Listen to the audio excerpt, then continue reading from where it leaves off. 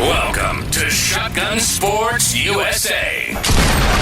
Powered by Winchester Ammunition, the American legend. If your thing is clay target sports, you're in the right place. Listen to the best shotgun shooters from all over the world in every discipline. Championship-winning coaches, gun clubs, target setters, vendors, as well as companies that make it all happen. Check us out online at shotgunsportsusa.com. Like us on Facebook and follow on Instagram. Shotgun Sports USA is also driven by Beretta. Beretta, the #1 choice of champions.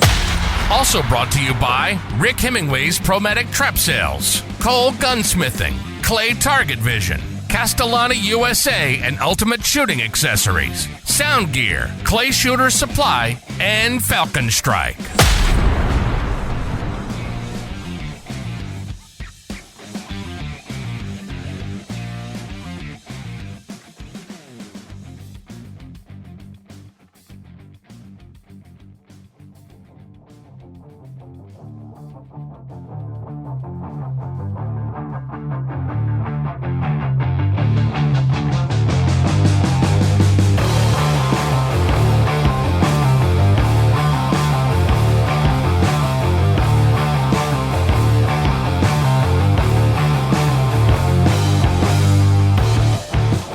This week I have a sub-junior on with me that has had a great 2023 season. He's only 16 years old and from Michigan, but travels the country shooting in the largest NSCA tournaments held and competing with some of the best shooters in the U.S. He has some big goals and he's on the right track to achieve them. Please welcome to the show, Griffin Howe.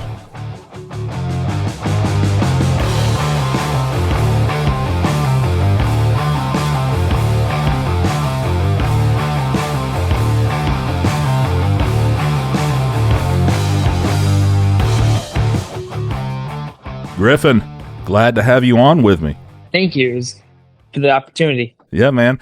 You know, this is actually the first time you've been on Shotgun Sports, and I've been watching your scores for a while now and knew something big was coming.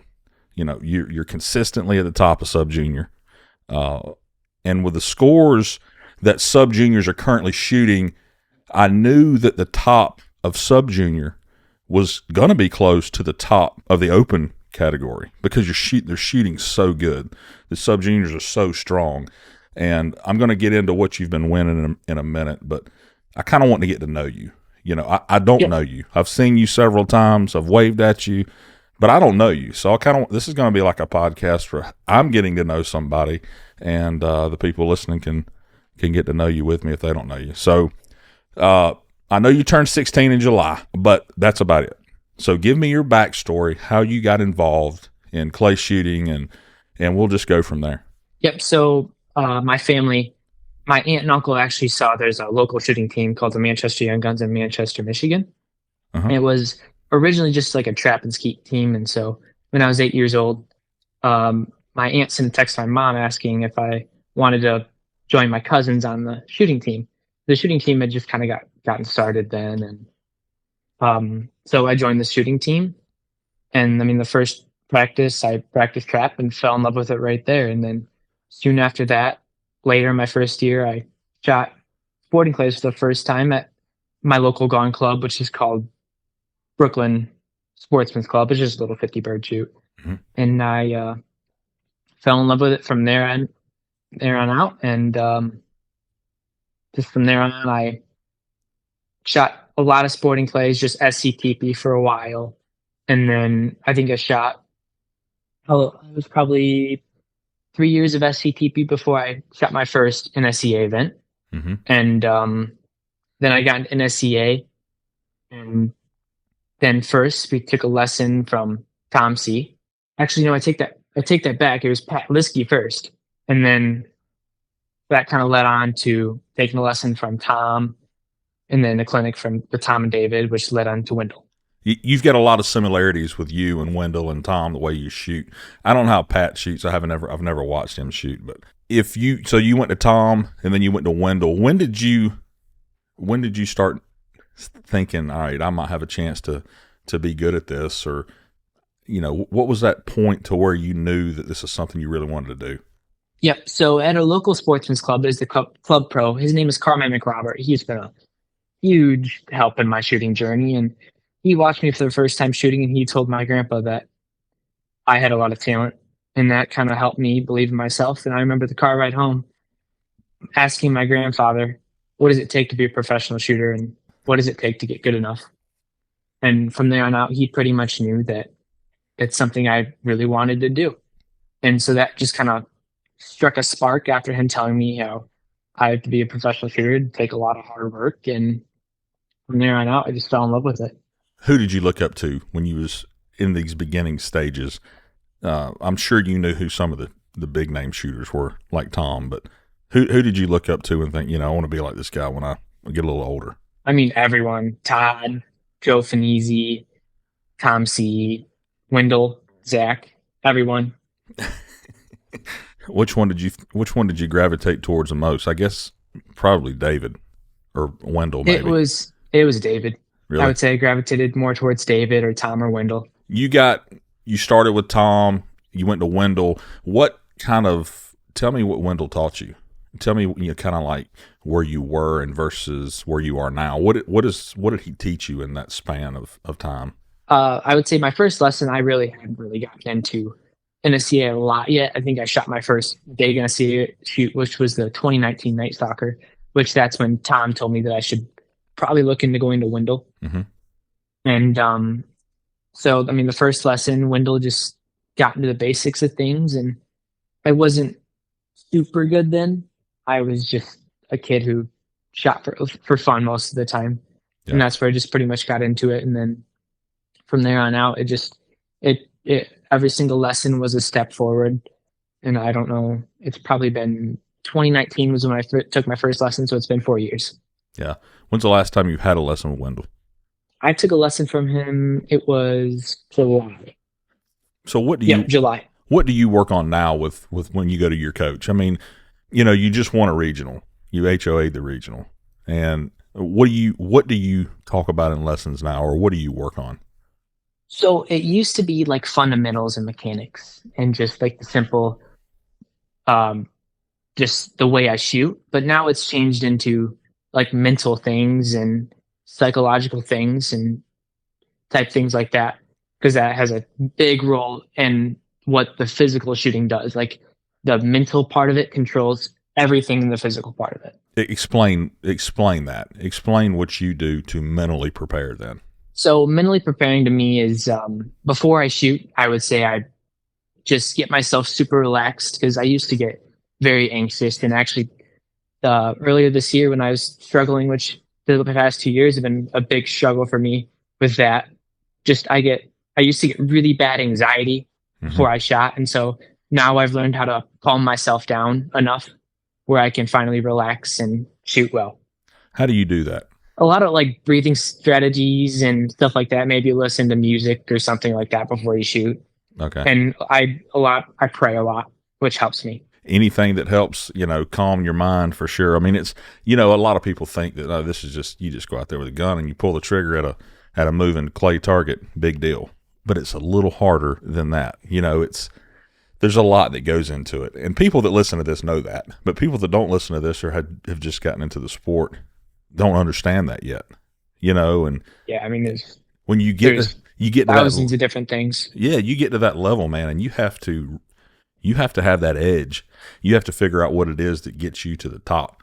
And once you know how to shoot, the only thing that's blocking somebody from doing it is their mind, and what they're thinking and their thoughts. So that's something I haven't even figured out how to do. I mean, I think about everything else except for breaking the target when I go. So, but it's neat to see someone of your age winning like you've won, and you've really just started that this year. I mean, you've won stuff, right? But it seems like you're on like a total, I don't know what you want to call it, but it's like shoot after shoot after shoot. You're always at the top, or you're runner up, or you're winning the sub junior concurrent, or your HOA in the regional. I mean, when you won that Jack Links Cup this year in sub junior, do you think that kind of started this year off on the right foot? This gave you that edge or that confidence to do better through the whole year? I would say so. I mean, the past 2 years have been a massive struggle for me. All of last year, I I was doing really well, like in the 2021 season. My gun fit me and all that, and then I got a new gun, which all of last year has just been hard gun fit issues, which I actually am really happy for that, because not only did that teach me like how to properly know if my gun's fitting or not, but that also taught me, because I had to get used to missing. I Yeah. just was lost, and a lot of it was mental, probably. But yeah, so this year I finally got a pattern stock from Cole, which huge thank you to Cole. They have been a massive help in getting my gun to fit me. And if anyone ever needs a pattern stock or any gun work, go to Cole Gunsmithing. Yep. Yeah, so I got a new pattern stock at Nationals in 2022, and we worked on it and got it fitting. So, and then we went to Jack Links, and it kind of kicked it off from there, which Jack Links is a heck of a shoot. That's one of those ones, and I think it's going to be even bigger next year, that I just kind of look forward to going to. I don't know why. I guess it's just because I like it. I like going down there. I like the place, and they do a good job with it, a really good job. So, yeah. So you kicked off the year, with Jack Links. Where did you go from there? What was your next tournament that you did good at? The one, well, Gator Cup was a big struggle for me. Really? Gator Cup was an interesting shoot for me. Why? Why was that I interesting? kind of had PTSD from the U.S. Open going down to backwoods. Was it anything like that? No. Okay, well, good. It was in a different way. It was equally as hard, just differently. You get up there and you start shaking like, what's going to be on the next stand? Right. Yeah. Not a 100-yard crosser. Yeah. Gator Cup was okay. You did well at some regionals too, right? Other than the win you got.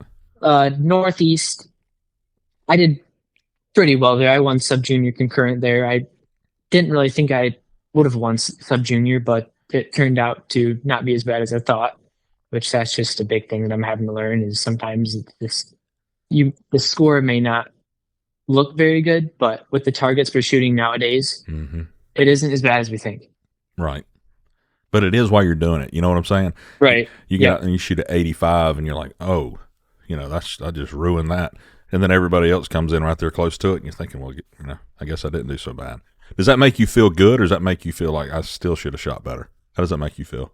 It makes me feel good, but also just it tells me that there's still some small improvements I need, and just maybe hard targets. But yeah, sometimes the hard targets is what you need to win. Would you say that Gator Cup was the hardest targets you shot? Or not the Gator Cup, the U.S. Open? Oh, without a doubt. Yeah. Yeah, it was very hard. I mean, it's like everything else is easy after you shoot that. You know what I mean? Yeah. I enjoyed that shoot. Needed something like that.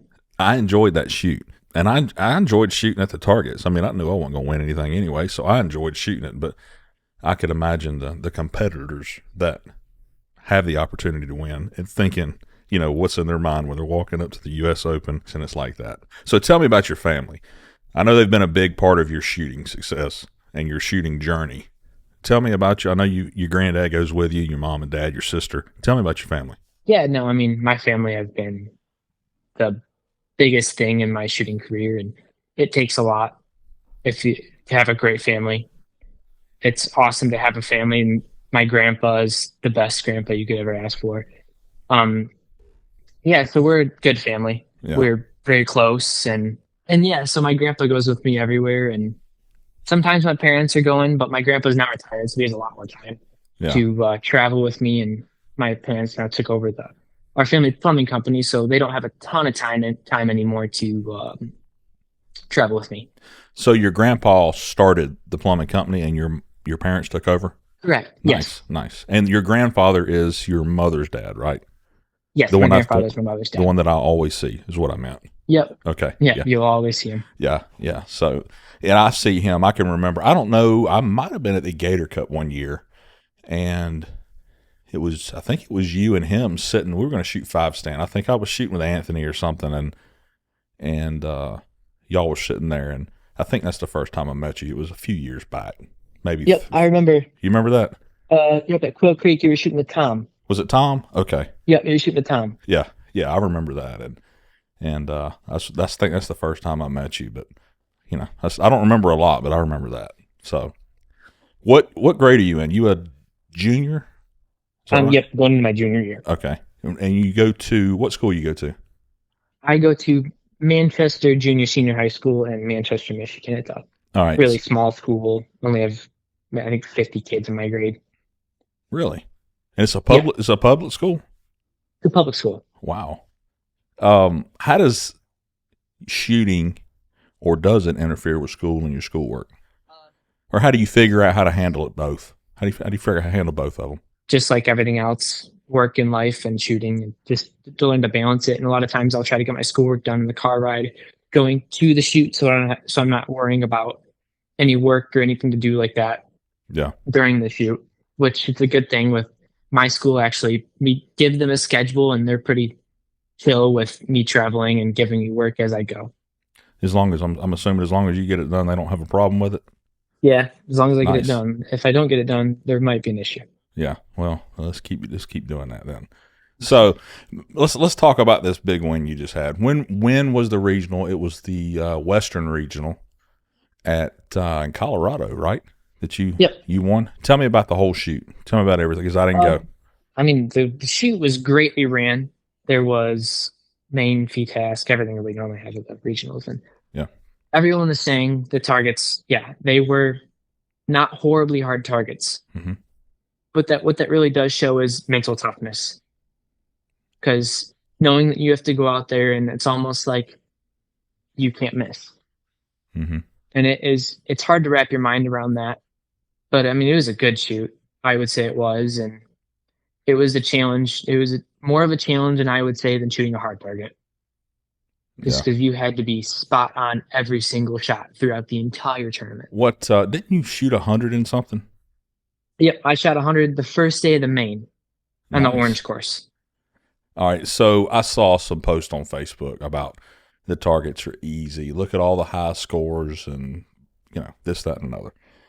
And my response, I didn't say this on Facebook, but my response when I was talking to somebody was, everybody's still shooting the same targets.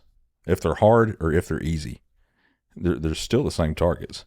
I mean, you're still going to have a winner, And I think I like the idea of easier targets and letting everybody have a good time and see who washes out at the end. You know what I'm saying?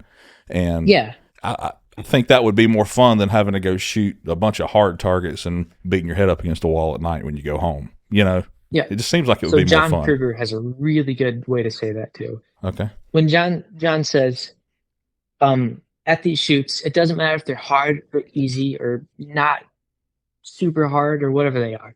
You're still going to have those select few that are always going to be near the top. Sometimes you may have a couple that pop up here and there. But if they're hard targets, what happens to all the people that are in A class?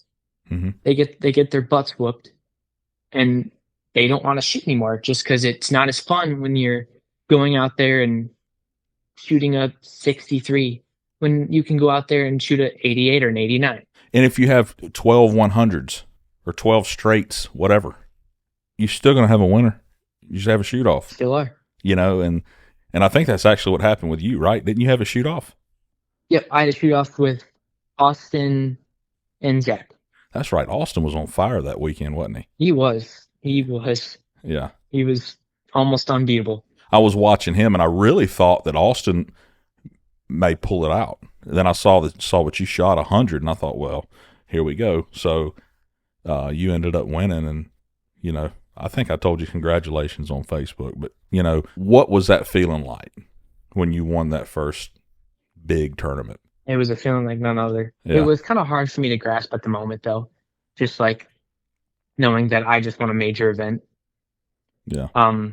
But now that it kind of sinks in now, like I did win my first major, and it's a big deal for me in my shooting career. Is Team USA something you're focused on? For sure. Yeah. I mean, I think that's most people that are into it like you are. I think that'd be cool. And the sub-junior, now that they have the sub-junior Team USA, that's, I guess, something you can shoot for, right? It's my last year in sub-junior. Is it? Well, hey, they got it for junior too. And there's only a few, and I can't even name more than a couple, so, and I know some people can, sub-juniors that have HOA'd a shoot, which is pretty impressive. Yeah, there's not many at all. No, I know David probably did it. Tom did it. Joe's done it. Maybe Todd. But there's more, I'm sure. But it's pretty impressive, man. I mean, you just turned 16 years old and you HOA a shoot. You have all the big guys there.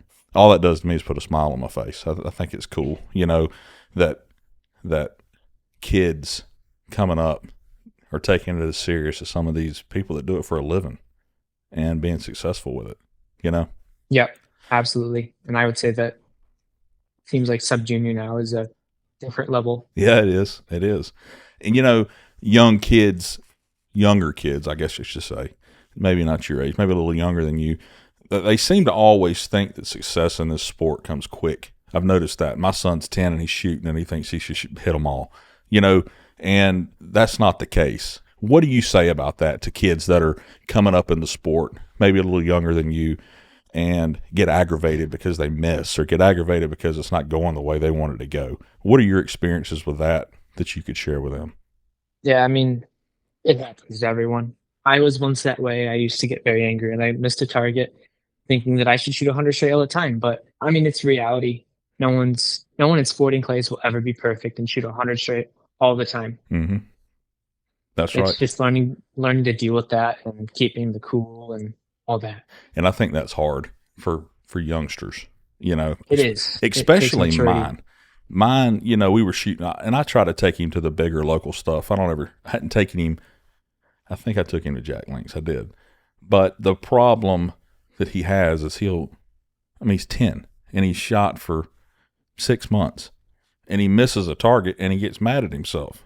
And I don't even know how to handle it other than just to smile at him. Like, you can't get mad when you've only been doing this 6 months. I mean, what are you mad at? The guy that's going to win it's going to miss. That's kind of what I've been working with him on, is you can't get mad at stuff like that. It's kind of like a learning curve. You know what I mean? And that's just hard I'm facing that right now with my son. And, listening to somebody that's your age talk about mindset and how you've handled it, I think can get a message across to some of the younger kids. But it's the sub juniors, man. They're really, really good right now. It's crazy. What do you foresee yourself doing in the upcoming years? Are you wanting to stay in this sport? Are you wanting a career in this sport? What are you wanting to do? Absolutely. I'm looking definitely for a possible career in the sport. I mean, I know it can be tough to have a career in the sport because there's only a select few that really can have a great career in the sport. And definitely, I'm not sure, maybe looking into being a pilot in the future, just because, that's, once you get into it, it may be a full-time job at first, but after that, it's not a full-time job and you can schedule yourself. Mm-hmm. So, which would give me time to, if I want to give lessons or travel, that would be a huge help. Are you talking about like a commercial pilot with Delta or somebody like FedEx or something like Delta? That'd be cool. Now, does anybody in your family fly? My grandpa, he's really? He's a pilot. He's been a pilot since I think the 90s. Mm-hmm. That will also be a huge help because he knows all the tricks and everything like that about airplanes that blow my mind. Yeah, does he still fly? Oh, he still flies. Really? Do y'all fly to shoots? No, he has a small airplane that he flies. Yeah, well, hey, they'll get there. I don't know about flying with him in the airplane, man. My dad flies also, and he flies a lot, and it's pretty interesting because he's really into it, and I'm not. I'd rather just fly Delta, but it's a good career to get into for sure, especially like a FedEx pilot that works 4 days a month or whatever it is. You could do all kind of stuff in shooting when it comes to that. Oh yeah, that's the best way to do it, I feel like. Oh yeah. I never thought about that. What's your goal? What's the next achievement that you want to make or get or win or whatever? Well, I'd say the main achievement that I'm going for is to be a world champion. You're talking about an open world champion. An open world champion, correct. Stepping stones. You can learn how to win to be a world champion. Yeah, well, that's the top of the board right there. What have you won as a sub junior? I'm not talking about this year, just in general. What have you won? Yep, I've won some smaller shoots, some stuff at Dan Bailey's place, Eagles Nest. I've won some stuff there. I've won some small shoots in Michigan, but I've never came anywhere near close to winning something like a regional or anything like that. But you have now, So let's talk about SCTP versus the NSCA for a second. You said you shot in SCTP a few years back. Compare the two. How did you learn more shooting with SCTP before you got into the NSCA and the targets that prepare you like it was supposed to?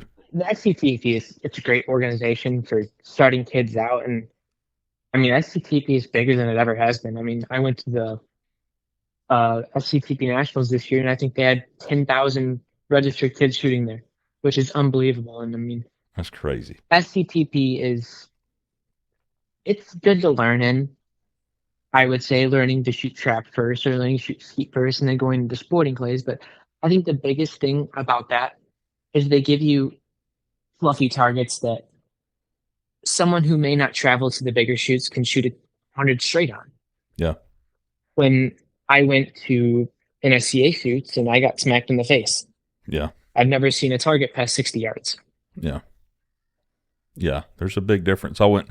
My son's school had a tournament today, and I went to the tournament and was, I was thinking, well, there's going to be some fluffy targets, some big, easy stuff. No, there was none of that. And it really surprised me because some of these kids, they've never shot before, and they're throwing targets like, seriously though, like we would see it like Joe Skull stuff. I mean, I thought, how are these kids supposed to hit that? And I thought school shoots were easy, but I guess they're changing. I don't know. So really, yes, I'm talking about big targets. I mean, it was really, I thought to myself, I don't think I can hit this. I mean, I don't know. I just thought kids shoots were supposed to be easier, but I guess not. I don't know if they're trying to ramp it up. I don't know what they're doing, but it was an eye opener for sure to see these kids out there, these 5th and 6th grade kids out there trying to shoot these targets, have no clue what they're doing. Yeah, I mean, so I think they should be easy at that just to keep kids in the sport for a while, and then But I think SCTP coaches should really do is try to persuade kids to start shooting some of the NSCA things. Yeah, just to keep our sport growing. Yeah. Is it to so they can experience more, do you think, than what SCTP offers as far as targets are concerned? Absolutely, because there are some very talented shooters in SCTP that people in the NSA wouldn't even know. And I think if we could get some of those kids to come in the NSCA and learn to shoot some of these targets, I think it could change our game. Yeah. When did you start having people support you shooting, Griffin? Like as far as sponsors, you were fairly young, weren't you? Cole Gunsmithing, we started off with, and I want to say Cole. I don't remember what it's 2020 when Cole. That was my first big support from them, and then it went on to be from Cole. It went to be Bear Pelt when Bear Pelt just started, and then it went on to be. Let's see who it was. Game Boar. And then recently there's Folded Wing Apparel and Rainier. Really? Playbots. That must be a new one. I don't remember seeing that one. Is that a new one for you? Yep, that was last year, about a year ago. So you have a clay bot. Do you work with that? I do, and those things are amazing. Do you have them set up? You have some property you have it on? Yep. So we have 8 machines, and we have one of the Chromatics on the clay bot, and I mean, you can throw a rabbit with a standard target off that thing. Yeah, drive it over ant beds and everything. You don't have to step on them. What now? What, you've got 8 traps at your house? Yes, at my grandparents' place, which we actually built a house across the street from my grandparents' place. Well, that sounds like it would be very beneficial. So you practice at home then? Yes, I do, which is huge. Yes, it would be. I've noticed that a lot of people that shoot, like Tom C., for example, has several traps at his house. And they just seem to they can shoot when they want to, and they get really good at doing that. Chromatics, you said? Yep, so we have Chromatics, and then we have 1 Laporte and 1 Lincoln trap. Well, it sounds like you got it going on, man. I'm actually really impressed with what you've done. I like to see kids successful. you know, and doing well in what they're doing, and you're one of them. You and you know, there's only a few of them. You and Turner and Joe and Connor. You know, there's a couple more for sure. But I mean, I've always kind of watched you guys, and y'all are really impressive, really good kids, and I wish y'all all the best for sure in this sport. And I think you're on the right path. So, yep. Well, I greatly appreciate that. Yeah, man. What's next for you?